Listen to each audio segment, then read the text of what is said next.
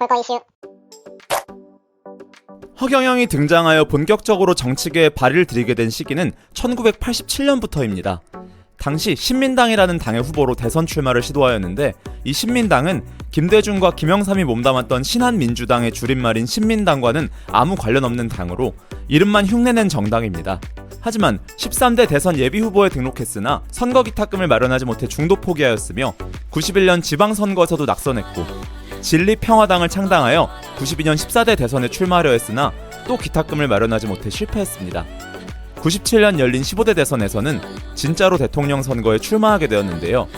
공화당을 창당하고 조선왕조 부활, 담배 생산과 판매 금지, 경기도를 서울시에 합병한다는 등의 과감한 공약을 내세웠지만 당연하게도 7명의 후보 중 7위로 탈락합니다. 허경영이 유명해진 것은 2007년에 열린 17대 대선부터였습니다. 이명박의 독주로 결과가 거의 확정된 선거였기에 허경영이 더 주목을 받을 수 있었는데요. 본인의 IQ가 430이다, 축지법과 공중부양을 할 수 있다는 등의 컨셉으로 인터넷에서 화제가 되어 유명세를 얻게 되었습니다. 10만 표나 득표하였으며 울진군 서면에서는 무려 13%의 득표율로 3위를 기록할 정도였는데요. 문제는 자신이 박정희 정부의 정책 보좌관으로 삼성 창업주인 이병철의 양아들이며 박근혜와 결혼을 약속했다는 말을 자주 하고 선거 포스터에 이 내용을 걸어버린 것입니다. 이로 인해 허경영은 허위사실을 유포한 혐의로 징역 1년 6개월 실형과 함께 10년간 피선거권을 박탈당하고 말아버리게 되었습니다. 하지만 당시엔 말도 안 된다는 평가를 받았던 애를 낳으면 1억 원을 준다는 공약은 재평가를 받는 중입니다. 출소 이후 허경영은 선거에는 출마할 수 없었지만 각종 방송 예능에 출연하며 인기몰이를 하게 됩니다. 2009년 노래 콜미를 발매하여 브라운 아이드 걸스의 아브라카타브라를 누르고 싸이월드 차트 1위를 차지할 정도였으며, 본자 엔터테인먼트를 설립하여 홍대에서 공연을 하는 등 성공적인 방송 연예 활동을 이어나갔던 허경영은 피선거권 박탈 기간 동안 신흥종교를 만들고 2016년 하늘궁을 건설했는데요. 하늘궁은 처음에는 허경영의 팬클럽 모임이나 강연과 다과회 정도를 하는 작은 규모 모임의 장소였으나 허경영이 본격적으로 자신을 신격화하기 시작하면서 물품을 팔고 상담과 강연료를 받기 시작하며 2021년 기준 매출액 83억 원에 영업이익률 96.5%를 달성하게 되었습니다. 2024년 22대 국회의원 선거에서 공직자 재산 공개에 따르면 허경영의 재산이 481억 원으로 2021년에 비해 무려 400억 원이 늘어난 것을 보면 솔직히 부럽습니다. 피선거권을 회복한 허경영은 총선과 서울시장 보궐선거, 대선에 꾸준히 출마했지만 당연히 결과는 낙선이었습니다.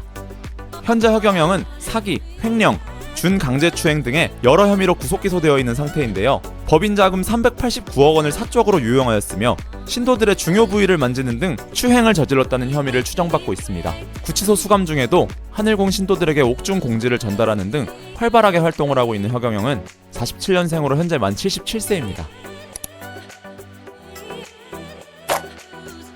이인재는 서울대 법대를 졸업하고 31살에 사법고시에 합격하여 판사와 변호사로 일했습니다. 김영삼의 소개로 87년 정계에 입문하여 88년 국회의원이 되었으며 50 청문회에서 노무현 이회창과 함께 청문회 스타로 떠올랐습니다. 92년에도 국회의원 재선에 성공했고 93년 김영삼의 문민정부 출범과 함께 만 45세 최연소 노동부 장관으로 기용되는 기록을 세웠으며 고용보험제도를 최초로 도입한 업적을 이뤘습니다. 95년 민선 1기 경기도지사에 당선되면서 신한국당에서 입지를 공고히 하였고, 이 기세를 몰아 15대 대통령 선거 경선에 출마했으며 이회창에 이어 2위를 기록하며 결선에서 패배했습니다.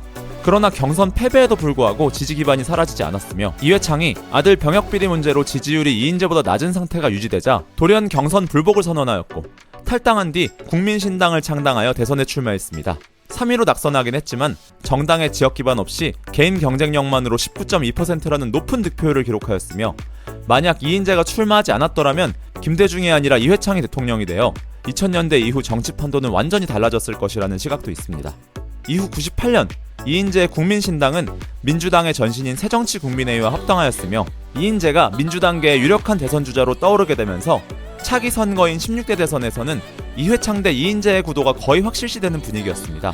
하지만 이회창과 맞대결 여론조사에서 이인재가 항상 지는 결과로 예상되었고, 노무현은 양자 대결에서 이회창을 이긴다는 조사 결과로 노풍을 일으키자 이인재는 결국 경선을 중도 포기하게 됩니다. 결국 대선 직전 새천년 민주당을 탈당하고 이번에는 충청권 지역 정당인 자민련에 입당하였으며, 이후 선거 때마다 매번 국민중심당, 다시 민주당, 무소속, 다시 한나라당 등 여러 진보와 보수 계열 정당들을 떠돌면서 아슬아슬한 격차로 당선되어 17, 18, 19대 국회의원이 되었으며 결국 피닉제라는 애칭 겸 멸칭을 얻게 되었습니다.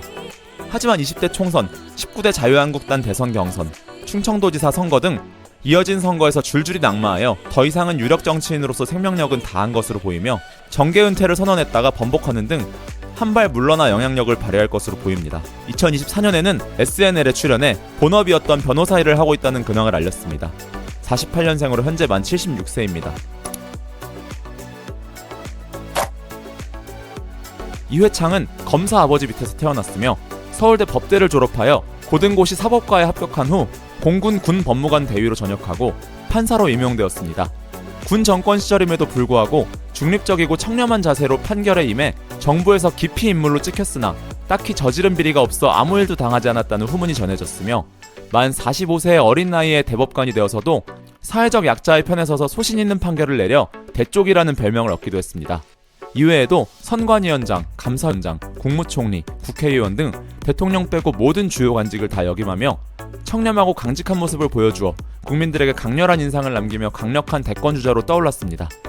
하지만 97년 열린 15대 대선은 IMF 사태로 인해 보수 진영의 이미지 손상이 심한 상태였으며 앞서 소개했던 이인재의 경선 불복, DJP 연합, 그리고 이회창의 두 아들의 병역비리 의혹까지 터지면서 김대중에게 1.6%의 근소한 차이로 패배하게 되었습니다. 참고로 이회창 아들 병역비리 의혹, 이른바 병풍은 사실이 아니었으며 의혹 제기자인 김대업과 오마이뉴스는 처벌을 받았습니다. 2002년 열린 16대 대선에서 한 번 더 병풍 사건이 재점화되어 이전보다 더 불타올라 문제가 되었습니다. 게다가 가회동 호화빌라 논란, 아들의 원정 출산 등으로 더 이상 참신한 대쪽 판사가 아닌 구태 정치인의 이미지가 강해졌고 효순이 미선희 사건과 안톤 오노 사건으로 고조된 반미 감정, 노무현 열풍 등 여러가지 약자가 겹쳐 또 2위로 낙선하게 되어 정계 은퇴를 선언하게 되었습니다. 정계 은퇴를 선언한 지 5년 뒤인 2007년 17대 대선을 단 1개월 앞두고 이회창은 무소속으로 대선 출마를 선언합니다. 한나라당은 이미 이명박을 후보로 확정한 상태였기 때문에 배신 정치와 권력을 향한 노욕이라는 표현까지 써가며 이회창을 맹비난했지만 선거는 이대로 진행되었고 이회창은 15.07%의 득표율을 기록하며 이명박 정동영에 이은 3위를 기록하여 0.07%의 차이로 선거비용 전액 보전에 성공하였습니다. 이는 무소속 후보 최다 득표였습니다. 이후 이회창은 자유선진당을 창당하여 고향이었던 충청도 지역을 중심으로 18석의 국회의석을 확보했지만 당내 갈등으로 인해 다음 총선과 대선에는 출마하지 않았으며 2013년 완전히 정계에서 은퇴하였습니다. 정계 은퇴 이후 복귀설이 여러 번 흘러나왔지만 야인으로서 언론 인터뷰나 지지선언 등 간접적으로 영향력을 행사하고 있으며 2024년 인터뷰에서 드러낸 모습에서는 구순을 맞아 머리가 모두 빠지고 무척 수척해지는 등 세월의 장사 없는 모습을 보여 안타까움을 자아내기도 했습니다. 35년생으로 현재 만 90세입니다. 김길수는 필리핀의 대학에서 경영학을 전공했으며 서울 관악구 봉천동에 위치한 법륜사라는 절의 주지를 역임한 승려였습니다. 2002년 열린 16대 대통령 선거에 출마한 김길수는 여러가지 특이한 점으로 화제가 되었는데요. 흔치 않은 현직 종교인인데다가 불심으로 대동단결이라는 독특한 슬로건, 금색 승려복과 어딘가 피곤하면서도 몽롱한 표정을 동반한 특유의 포스 있는 포스터 사진 덕분에 여러가지 패러디 짤방들이 많이 양산되었습니다. 온라인에서뿐만 아니라 오프라인에서도 미성년자들이 선거 포스터에 낙서를 해놓는 사태가 발생했는데요. 마침 당시 전국민적 인기를 끌고 있었던 KBS 대하드라마 태조 왕건이 종영된 지 얼마 되지 않은 시기였기 때문에 궁예와 캐릭터가 겹쳐 매직펜으로 안대를 그려놓는다던가 천진반처럼 눈을 추가해서 그리기도 하고 크리링처럼 점을 찍는 등 여러가지 방법으로 장난거리가 되었습니다. 한편 당시 불교에선 김길수를 출마를 통해 교세를 확정하려는 이단이라고 규정하면서 철저히 외면하였고 이 사람은 불교와 관련 없으니 크게 연관짓지 말라며 부정적인 반응까지 보였으며 한국불교종단협의회에서도 한국 전통 불교와는 전혀 상관없는 사람이라며 선을 긋기도 했습니다. 결과적으로 0.2%의 득표율을 기록하며 전체 5위에 그쳤지만 보통 거품 후보라고 조롱당하는 군소 후보들의 평균적인 득표수를 고려한다면 5만 표 이상의 득표는 꽤나 선전한 결과라고 볼 수 있습니다. 이듬해인 2003년 김길수는 사기 혐의로 구속되었는데요. 부처님의 뜻으로 100% 대통령이 된다고 대선 출마와 당선을 미끼로 총리를 시켜주겠다며 주변인을 상대로 6억 원을 뜯어냈으며 이전에도 복지사업을 한다며 74억 원을 뜯어냈는 등 도합 88억 원 상당의 돈을 챙기는 사기 행각을 벌여 징역 3년, 집행유예 5년의 판결을 받게 되었습니다. 그가 대표로 있던 국태민한 호국당도 이후에는 별다른 활동이 없다가 최종적으로 2004년을 기해 해산되었으며 이후의 행적과 근황은 전혀 알려지지 않고 있습니다. 48년생으로 현재 만 76세입니다.